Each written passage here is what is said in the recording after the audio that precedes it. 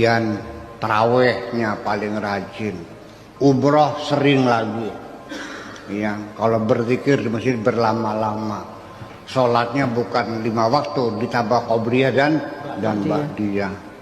Dengan pakaian, pakai barko, pakai nukbah, tertutup semuanya. Ya sangat agamis lah gitu.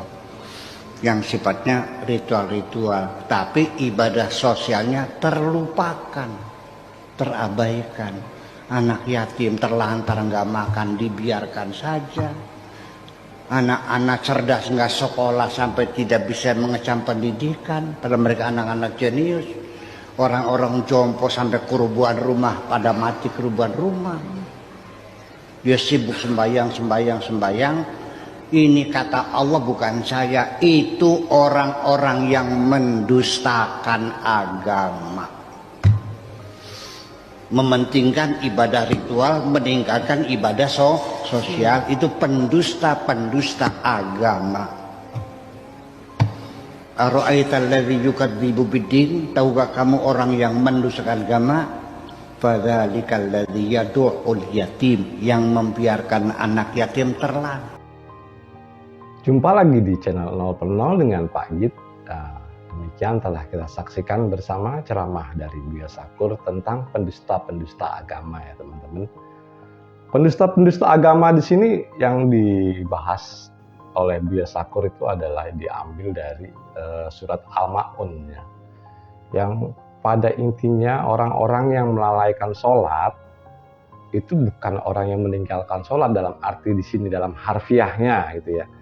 Jadi di Al-Ma'un di sini siapa yang meninggalkan sholat atau melalaikan sholat terus itu ya dijelaskan di Al-Ma'un ini siapa ya, mereka yang membiarkan anak yatim, fakir miskin itu tidak diberi makan lah gitu ya, kemudian jiwa sosialnya ini tidak ada gitu ya. Penting orang itu malah melakukan mementingkan sholat, istilahnya lebih menuhankan sholat timbang pekerjaan-pekerjaan yang sifatnya sosial yang akan membantu orang lain itu menjadi hidup.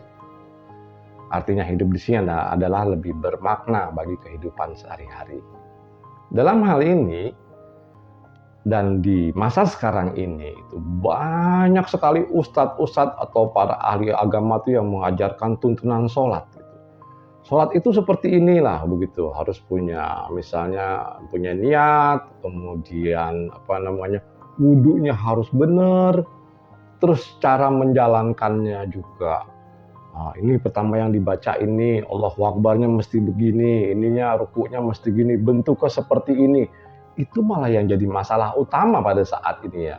Ya banyaklah Pak Git tidak akan menceritakan ustadznya siapa atau pemuka agamanya itu siapa yang bercerita tentang ini atau memahami tentang ini, yang kemudian ya memang mau tidak mau memang ada gitu ya yang dikatakan itu sholat itu adalah tiang dari agama, seperti itu ada. Jadi akhirnya kalau kita mainkan dalil-dalil yang berhubungan sholat dengan sholat tadi, akhirnya kita adalah menuhankan sholat, bukan menuhankan Tuhan, yang artinya pada bab surat Al-Ma'un tersebut kita akan melalaikan tujuan sholat yang sesungguhnya, yaitu ya tersiratlah dalam surat Al-Ma'un itu seperti memberi makan anak yatim, anak fakir miskin dan orang-orang terlantar.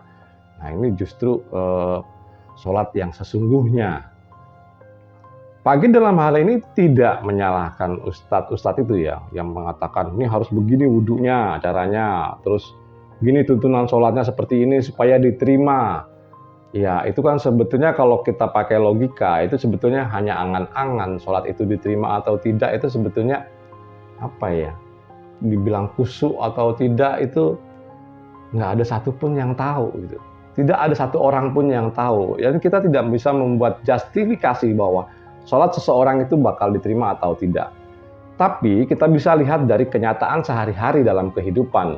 Apakah mereka peduli terhadap sesama, jadi rasa sosialnya ini ada, itu terlihat nanti pada kegiatan mereka sehari-hari.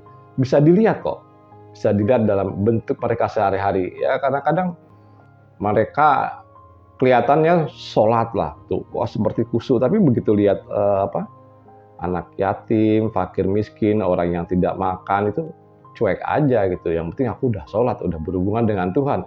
Padahal tujuan sholat kalau dilihat dari surat Al-Maun tersebut ya seperti itu.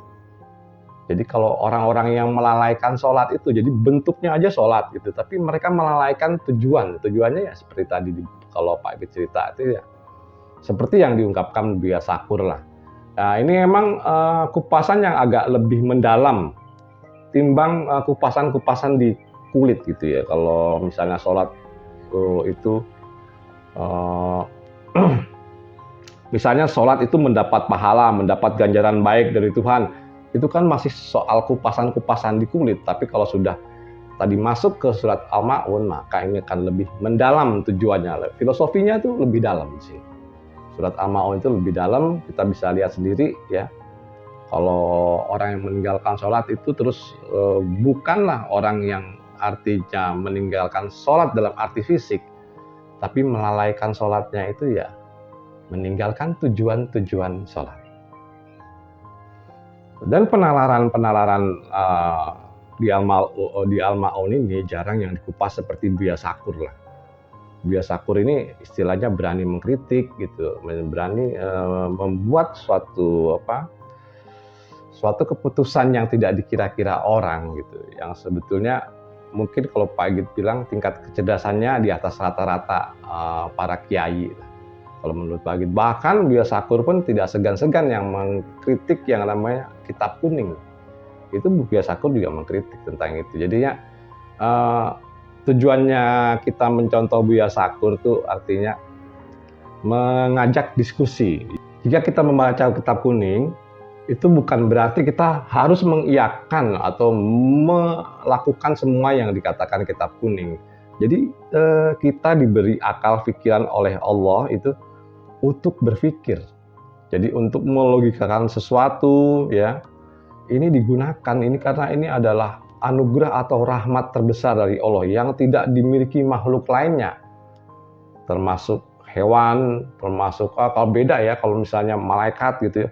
Malaikat itu juga ya, intinya apa yang diperintahkan Allah dia patuh, udah itu apa aja istilahnya suruh nyemplung ke sumur ya nyemplung. Beda dengan manusia itu punya dibilang sempurnanya itu karena dia punya akal pikiran. Oke teman-teman, menurut Pak Agit ini cukup ya. Jadi Pak Agit akan membuat kesimpulan yang artinya begini. Ritual-ritual yang kita lakukan itu janganlah kita jadikan Tuhan. Karena bukan itu tujuannya. Tapi ritual-ritual itu sebagai, kalau Pak Agit bilang tuh, kalau diibaratkan sebagai kendaraan menuju ke tujuan ya. Jadi sholat tadi ibaratnya kendaraan yang kita pakai untuk menuju ke tujuan. Tujuannya apa? Yaitu tadi kelihatan di surat Al-Maun. Tujuannya adalah menimbulkan rasa sosial kepada makhluk sesama yang dalam kesulitan. Sebetulnya bukan fakir miskin dan anak terlantar saja ya konteksnya dalam ini. Kalau kita perluas itu semua makhluk yang dalam kesulitan itu mesti kita bantu. Itu adalah tujuan akhir dari ritual-ritual agama yang kita lakukan. Jadi bukan berarti kalau kita sudah mengadakan atau melakukan sholat itu udah melakukan segalanya, belum teman-teman. Karena banyak di sekitar kita itu orang atau makhluk semua yang dalam kesulitan. Kenapa Pak Agit mencontohkan tadi dari orang ke makhluk ya, akhirnya seperti seorang pelacur ya, seorang pelacur yang menolong makhluk lainnya yaitu anjing. Anjing yang sedang kausan ini ditolong oleh seorang pelacur ya, dia mau mati gitu, yang akhirnya pada cerita singkatnya si pelacur ini pun mendapat ganjaran surga gitu ya. Dan ini hanya hak prerogatif Allah lah sebetulnya. Jadi tujuan-tujuan ritual tadi jangan kita menjadikan ritual itu sebagai Tuhan. Jadi jadikanlah ritual ini menuju ibadah-ibadah sosial. Oke teman-teman, menurut Pak Agit cukup sekian dan terima kasih.